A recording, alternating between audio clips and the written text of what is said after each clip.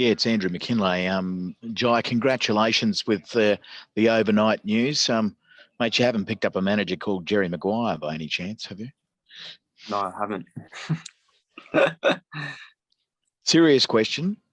In the midst of the shoulder injury, did you think this sort of day and that sort of figure would ever come? Oh, look, I think it's obviously a nice bonus from where I was probably 12 months ago. All the questions sort of go through your mind when you have such a long recovery or such a big injury, whether or not you'll get back to your best. And I think especially with the Big Bash and putting all of my confidence in all of the medical staff around me, it's obviously a really good opportunity, again, and a good challenge to sort of showcase a few more of my skills in subcontinent conditions. So really looking forward to it. And for me on a personal level, it's really reassuring to know that, you know, I'm sort of back to where I was shoulder-wise, which is really exciting. Is the timing of the auction and the result you got, it couldn't have been better given what you're about to go into come Monday, the Australian team? Yeah, look, I think it's always nice to give you that little bit more confidence heading into such an important tour. Obviously, first and foremost, playing for Australia is what I dream about. And to have a great opportunity to play again for Australia is really exciting. You know, again, off the back of such a long recovery, playing for Australia is what I'm concentrating on at the moment. Whilst the IPL is cool to think about, my focus is solely on playing for Australia at the moment. Jhye, congratulations, an amazing price. How much did that price exceed your expectations? And have you started to sort of cast your mind at what you might spend the money on? Oh, look, I think, you know, it's an amazing result. It's life-changing, to be honest, and it's so fresh. You know, it's only happened last night that I haven't actually had a whole lot of time to process it. It's exciting. It's almost nerve-wracking. It's all of those things that just a lot sort of floods your mind. So I haven't really taken the time to sort of, I guess, decompose it all. So it's all really, really fresh. Haven't really thought about what's going to happen. Yeah, at the moment, it's just sort of getting through the day and sort of watching my phone blow up and replying to a lot of messages and a lot of support from everyone. So that's what I'm doing at the moment. Haven't thought too much about the rest. Jhye, just wondering, did all you guys in New Zealand watch it together, given there were a lot of expectations among a lot of you, and obviously you're going to the same team as Riley Meredith, so I'm wondering if you sat next to each other. Well, no, we didn't actually.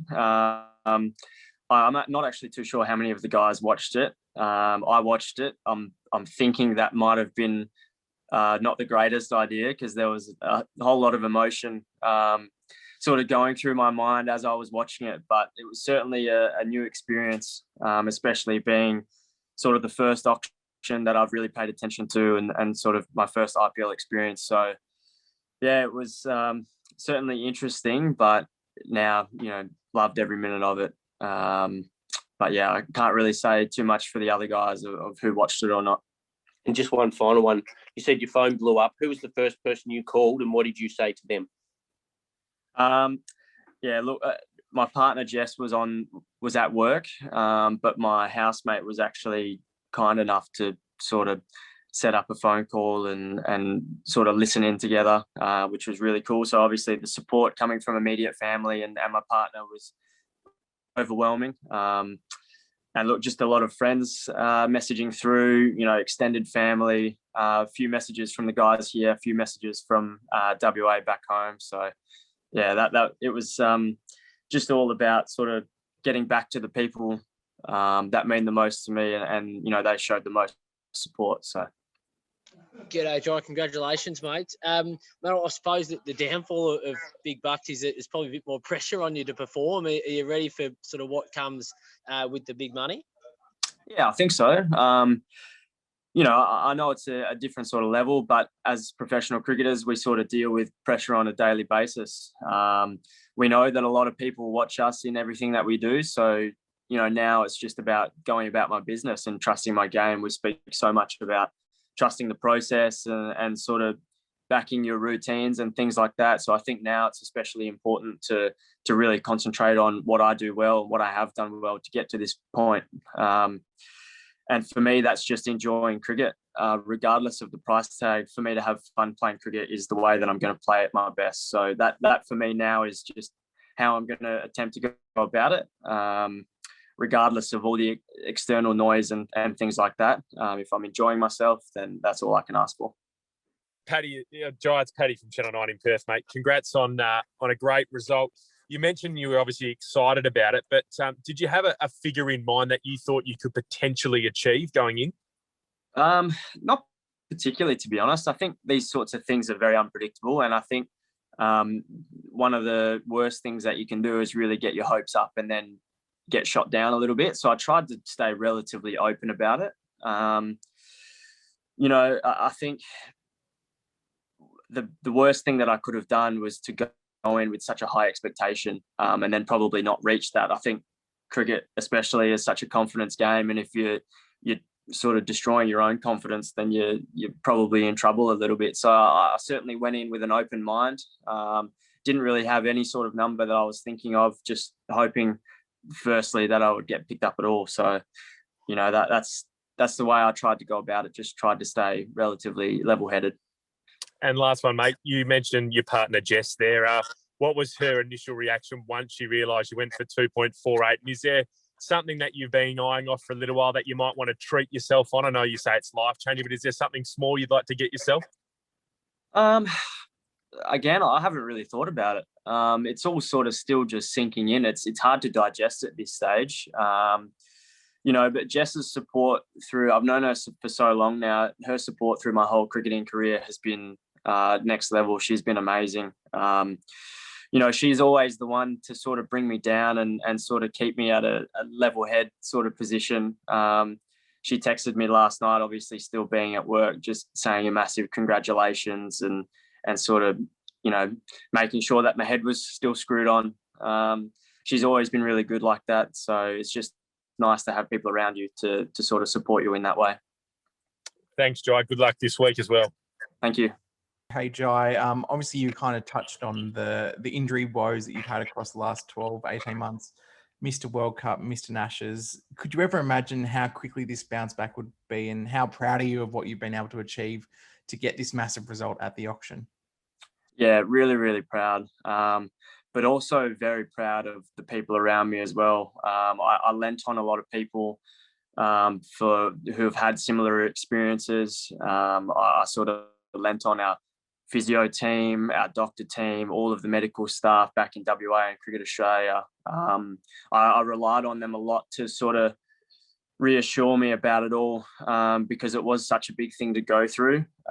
Like I said before, there's so many things that go through your mind about whether or not you're going to reach your full potential, and things were going really well before my shoulder actually happened. So all those questions sort of flood in, and I had a lot of amazing people around me to sort of say that, yeah, you'll get back. And I sort of, the longer I heard it, the more I started to believe it.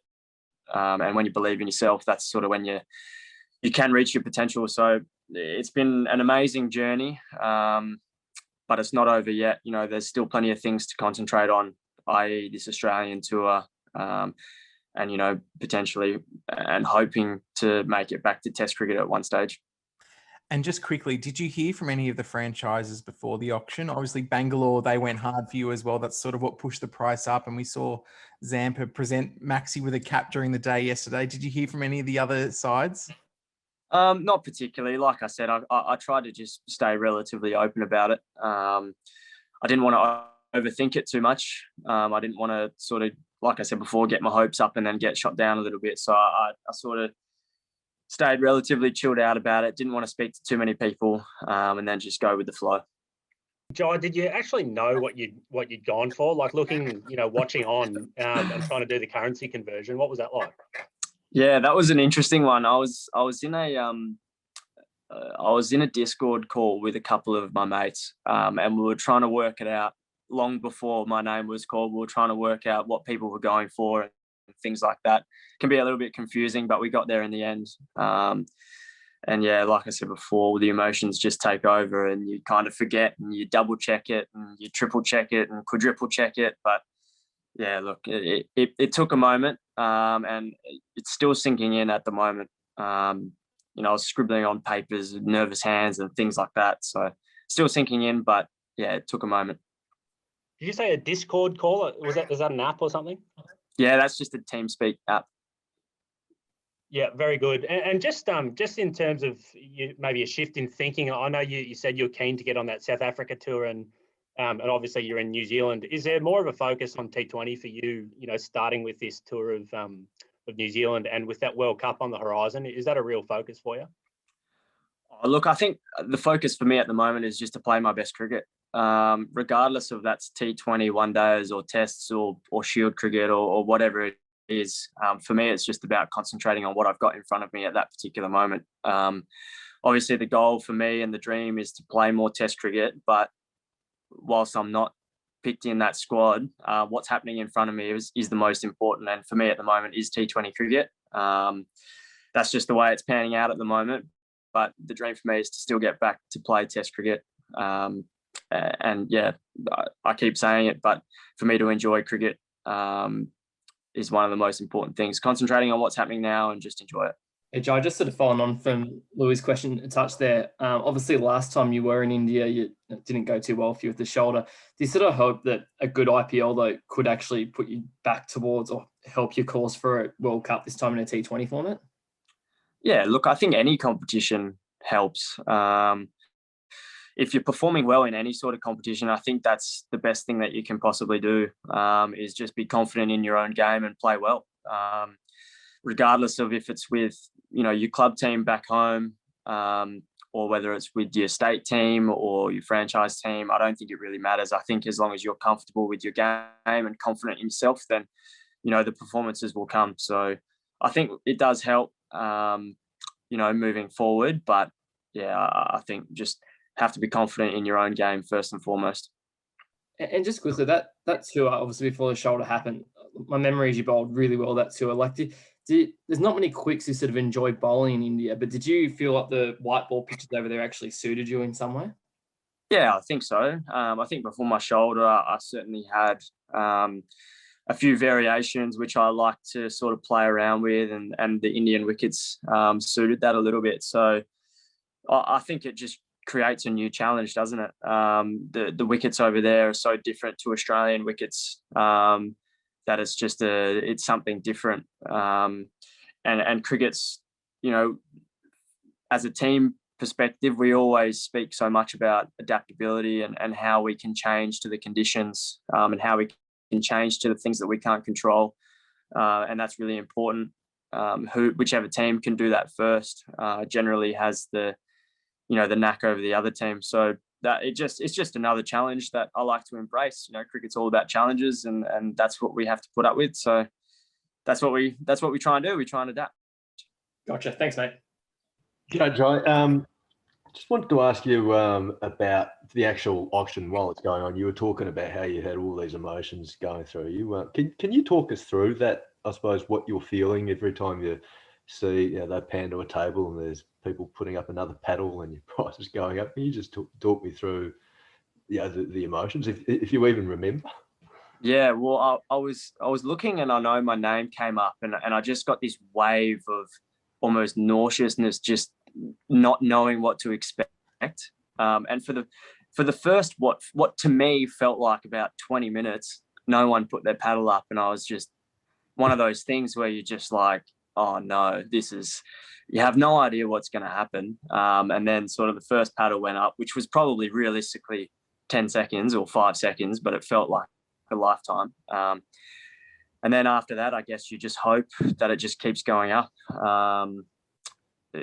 It's a strange one because, yeah, like you said, I don't really remember too much about it. I don't know what was said. I don't know, you know, it's almost a blank. I was watching it, but I felt like I wasn't actually watching it. It's a strange one, but after everything happened, you're obviously really, really excited, and then you just hit this massive wall. It was obviously pretty late at night for us here in New Zealand, so had all these emotions, was really excited, had a lot of adrenaline, had all these messages coming through on my phone, and then all of a sudden just completely crashed and was exhausted. So yeah, it's an interesting experience. And how do you feel now after that sort of drain? Yeah, I actually feel quite exhausted. I feel like I've played a game yesterday. I think I've just mentally exhausted myself of all these emotions of feeling sick and excited, and all of these different things that run through your head. It's still sinking in, that's for sure. Thanks for your time.